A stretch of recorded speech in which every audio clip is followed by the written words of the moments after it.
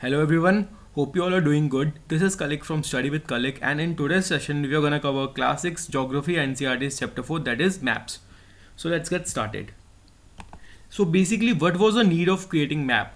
तो प्रॉब्लम ये थी कि जब हम ग्लोब में देख रहे थे, ग्लोब में हम सारी चीज़ों को स्टडी कर रहे थे, जो डायमेंशंस थी, लैटिट्यूड थे, लॉन्गिट्यूड थे, डिफरेंट कंट्रीज या डिफरेंट कॉन्टिनेंट्स, इन सब के बारे में जब हम पढ़ रहे थे तो बेसिकली वो एक बड़ा एरिया था, it was a large area. उसमें हम किसी चीज़ की डिटेलिंग नहीं कर पा रहे थे. मतलब अगर हमें नॉर्मली किसी एक पर्टिकुलर स्टेट के बारे में जानना है, या इंडिया के बारे में जानना है, इंडिया की कोई स्टेट है या कोई डिस्ट्रिक्ट है, अगर उसके बारे में जानना है तो हम उसको ग्लोब की वजह से, मतलब ग्लोब की मदद से वो चीज़ नहीं कर सकते. क्यों? क्योंकि उसमें ग्लोब जो है उसमें हर एक चीज़ इंटायरली दिखाई है, मतलब सारा वर्ल्ड दिखाया है, सारा हमारा अर्थ दिखाया है. उसमें हम इतने अच्छे से अंदर मतलब डिटेलिंग नहीं कर सकते कि हम पर्टिकुलर एक डिस्ट्रिक्ट के बारे में जान सके या एक पर्टिकुलर स्टेट के बारे में जान सके. तो जो वो चीज़ थी जो हमें मतलब अच्छे से डिटेलिंग करनी थी, वो किसकी वजह से हो सकती है? That we can do using map.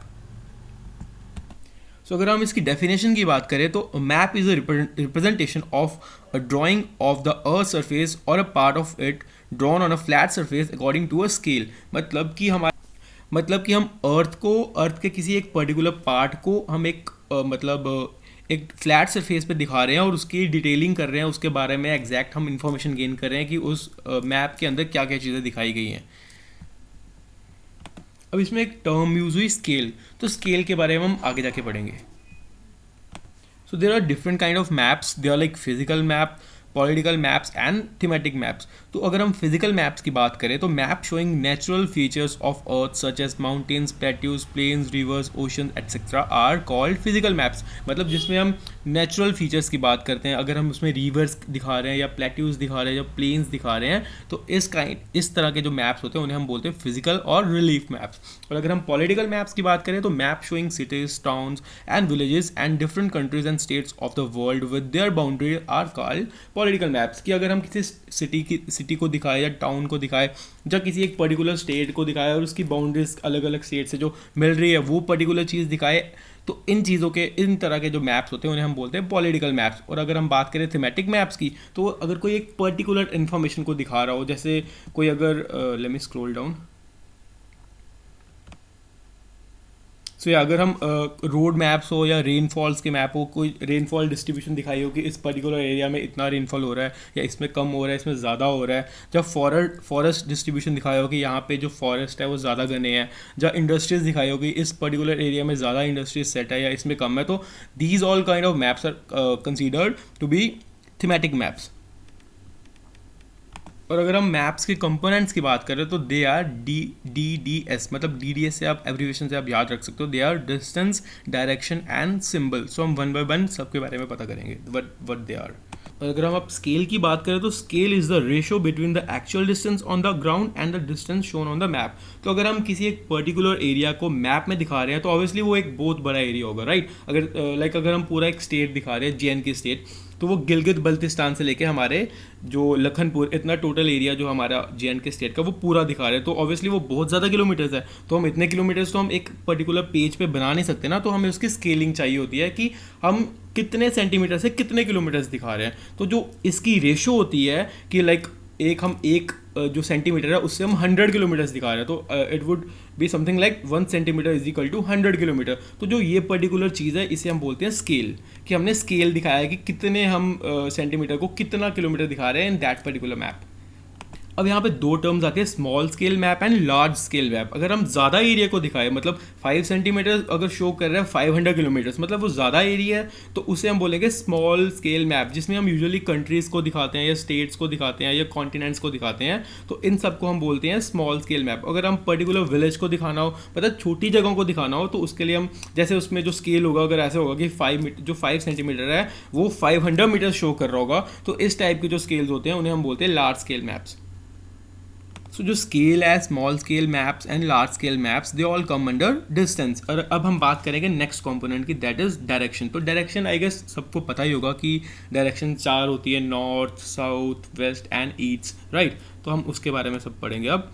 तो बेसिकली जो ये north west east and south जो है ये है कार्डिनल पॉइंट्स। और फिर इनसे रिलेटेड जो डायरेक्शन बनती है, जो इंटरमीडिएट डायरेक्शन है, दे आर लाइक जो नॉर्थ और वेस्ट के बीच में है वो नॉर्थ वेस्ट, जो नॉर्थ और ईस्ट के बीच में that is north east, and similarly west और साउथ के बीच में साउथ वेस्ट, एंड साउथ और ईस्ट के बीच में साउथ ईस्ट।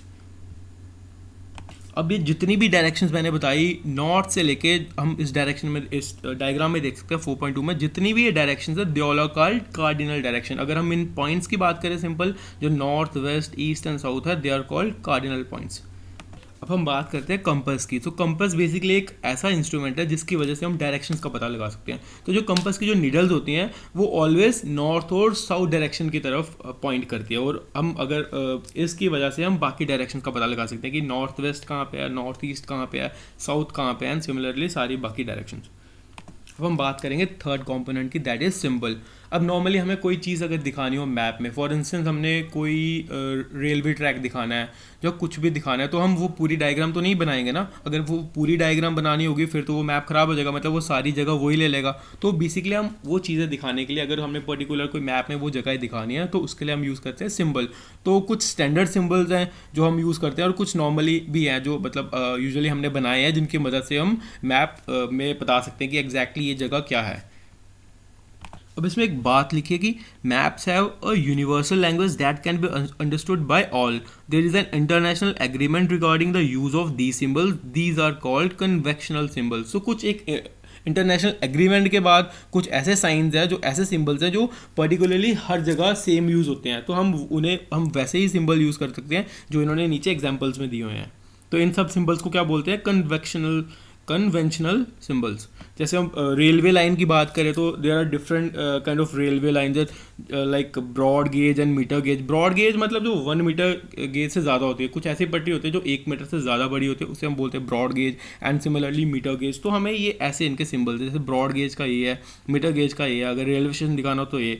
सिमिलरली अगर रोड्स अगर हमने मैप में दिखाने हो तो जैसे ये डबल पैरेलल लाइंस है, तो ये मेटल्ड रोड के लिए। मेटल्ड रोड मतलब जहाँ पे उसको नॉर्मली वो मेटल्ड हो, जैसे लुक बोलते हैं जिसको हम हिंदी में, कि वो उसमें लुक डली हो, तो ऐसे रोड को मेटल्ड बोलते हैं। एंड अनमेटल्ड इज कच्चा रोड। तो कच्चा रोड अगर मैप में दिखाना हो तो ऐसे होगा। सिमिलरली अगर बाउंड्रीज दिखानी है तो वो इंटरनेशनल में ऐसे थोड़ी ब्रॉड होती है, सिमिलरली स्टेट में थोड़ी लाइट होती है, एंड डिस्ट्रिक्ट में विदाउट डॉट्स वाली ऐसी लाइन होती है। तो ये सारे कन्वेंशनल सिंबल्स हैं जो इंटरनेशनल एग्रीमेंट के तहत हर जगह सिमिलर यूज होते हैं। अब सिंबल्स में कुछ ऐसे कलर्स भी यूज़ होते हैं, जैसे generally blue is use for showing water bodies, brown for mountains, yellow for plateaus, and green is use for plains. तो ये कुछ कन्वेंशनल सिंबल्स हैं, जो कलर्स हैं, जो हम हर जगह सिमिलर यूज़ करते हैं।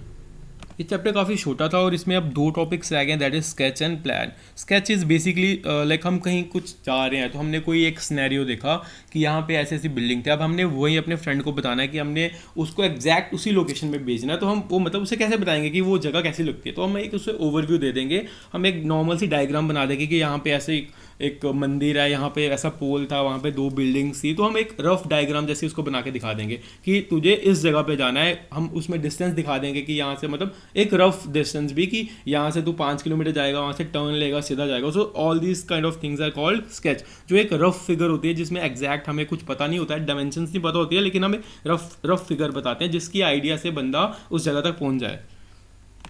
अब आता है plan. Plan is a drawing of a small area on a large scale, कि एक स्मॉल एरिया की जो ड्राइंग हम बना रहे हैं एक लार्ज स्केल पे। जैसे हम नॉर्मली हम घर बनाते हैं, तो घर में हम उनकी बिल्डिंग्स मतलब उसके रूम्स बनाते हैं, बिल्डिंग का साइज़ दिखाते हैं कि इतना उसकी लेंथ होगी, इतनी उसकी ब्रेथ होगी। या अगर हमने रूम बनाना है या वॉशरूम बनाना है या किचन बनानी है तो उसकी डायमेंशंस वगैरह देते हैं। तो ऐसे पर्टिकुलर जो मैप्स होते हैं उन्हें मतलब ये बेसिकली इन्हें प्लान्स बोलते हैं हम। So it was all about this chapter. ये काफ़ी छोटा चैप्टर था। So for people who are actually studying in class 6, तो मैं बेसिकली मेरी जो अप्रोच है वो ये रहेगी कि मैं आपको चैप्टर क्लियर कराऊंगा, उसके बाद जो क्वेश्चन आंसर्स है वो आपने खुद करने हैं। यहाँ पे मैं ऐसी टीचिंग नहीं करूँगा कि मतलब आपको मैं सीधे क्वेश्चंस करा दूंगा, सिंपली आप मतलब चैप्टर को देखे रहो, क्योंकि जो अप्रोच है आपकी ऐसी रहनी चाहिए कि आपको चैप्टर पूरा समझ आ जाए, उसके बाद जो आंसर्स है वो खुद सॉल्व हो जाए। तो इस अप्रोच से आपको जाना है, जो यूजुअली जो बच्चे जो 6th क्लास में पढ़ रहे हैं, और for people who are actually studying for competitive exams like UPSC civil services and AFCAT और सीडीएस एंड ऑल, तो आपको भी मतलब ज़्यादा फोकस लेना है। जो नॉर्मली ऐसे चैप्टर्स होंगे जिसमें कुछ एड ऑन इन्फॉर्मेशन देनी है, ऑब्वियसली मैं वो दूंगा, तो वो जो 6th क्लास के बच्चे हैं वो उसको अवॉइड कर सकते हैं। तो people who are actually studying for competitive exams, तो वो उसमें मतलब गौर कर सकते हैं। So it was all about this session, hope you like it. If you want to watch more such videos, you can subscribe my channel. Thank you so much.